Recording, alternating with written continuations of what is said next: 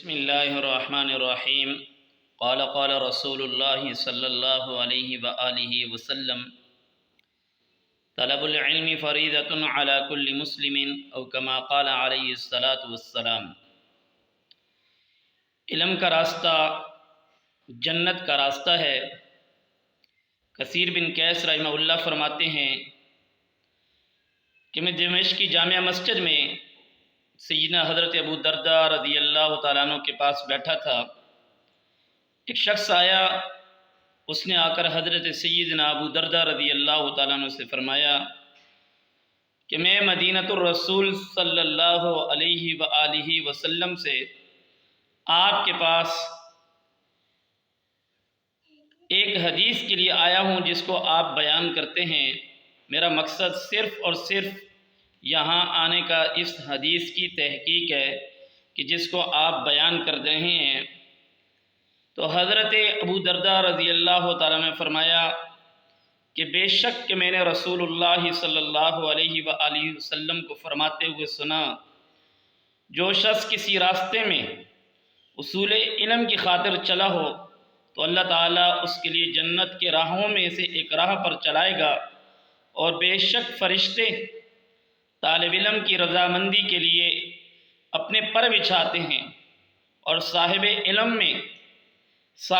علم کے لیے آسمانوں میں بسنے والے اور زمین پر رہنے والے اور پانی کے اندر مچھلیاں اس کے لیے استغفار کرتی ہیں۔ ترمذی شریف کی روایت ہے۔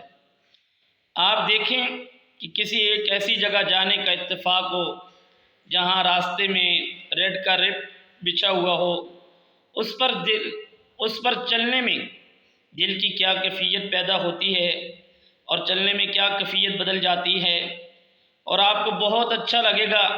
آپ کسی خاص مجلس میں جا رہے ہیں، علم کی مجلس اس سے بھی خاص ہے، علم کی مجلس اس سے بھی زیادہ خاص ہے۔ اس میں ریٹ کا ریٹ نہیں بلکہ راستوں میں فرشتوں کے پر بچھائے جاتے ہیں۔ کتنی فضیلت ہے ان لوگوں کے لیے جو اللہ اور اللہ کے نبی صلی اللہ علیہ وآلہ وسلم کا لایا ہوا مبارک دین علم کی صورت میں حاصل کر رہے ہیں، کہ فرشتے ان کے لیے اپنے پر ان کے پاؤں کے نیچے بچھا رہے ہیں۔ چونکہ ہمیں اس بات کا یقین نہیں آتا، لہذا ہم اپنے گھروں میں بیٹھے رہتے ہیں، ادھر ادھر گھومتے رہتے ہیں، دل بیزار ہو، اداس ہو، شاپنگ کے لیے نکل گئے، گھومنے کے لیے نکل گئے، چکر لگانے کے لیے نکل گئے، یا موبائل ہاتھ میں پکڑ کے کوئی ویڈیو بنا لی اور اس ویڈیو کو دیکھنا شروع کر لیا۔ کیا یہ سب کرنے سے وہ اعزاز، وہ انعام، وہ اکرام ملے گا جو علم کی مجالس میں جانے سے ملتا ہے؟ یہ اعزاز اللہ کے راستے میں نکلنے سے، علم حاصل کرنے سے ملتا ہے۔ سلف صالحین کا طریقہ یہ تھا، وہ صرف اپنے گھر میں ہی نہیں، اپنے شہر میں رہ کر کے نہیں، بلکہ دور دراز ہی نہیں بلکہ ملکوں کے ملک سفر کرتے تھے علم کے حصول کے لیے۔ صحابہ اکرام رضوان اللہ علیہ مجمعین کی زندگی پڑھو، انہوں نے سنی سنائی باتوں پہ عمل نہیں کیا، انہوں نے اس کے لیے باقاعدہ محنت کی، اور کتنی محنت کی کہ آج دین ہم تک محفوظ طریقوں سے، محفوظ راستوں سے انہوں نے ہم تک پہنچا دیا ہے۔ اور اس میں اتنی محنت کی کہ یہ علم پوری سچائی کے ساتھ آج ہم تک پہنچا ہوا ہے۔ لیکن افسوس، صد افسوس، آج ہم اتنے کاہل اور سست ہیں کہ ہمیں علم سیکھنے کے لیے گھر سے نکلنا محال لگتا ہے، اور جو علم اتنی قربانیوں کے بعد ہم تک پہنچا، اس علم کو سیکھنے کا نہ شوق ہے نہ ہی قربانی کا جذبہ۔ ہماری مال، ہمارا دولت، ہمارا سب کچھ، ہماری جوانی، ہماری ساری سیر و تفریح آج عیاشیوں میں گزر رہی ہیں۔ آج ہمارا پیسہ عیاشیوں میں، ان چیزوں میں خرچ ہو رہا ہے۔ ہمارے ملک پاکستان کے اندر 2.5 کروڑ سے 3 کروڑ کے لگ بھگ بچے علم سے محروم ہیں۔ ان کے علم کی فکر ہمیں نہیں، لیکن ہمیں اپنی عیاشی کی فکر ہے۔ ان کی فکر ہمیں ہو کیسے سکتی ہے؟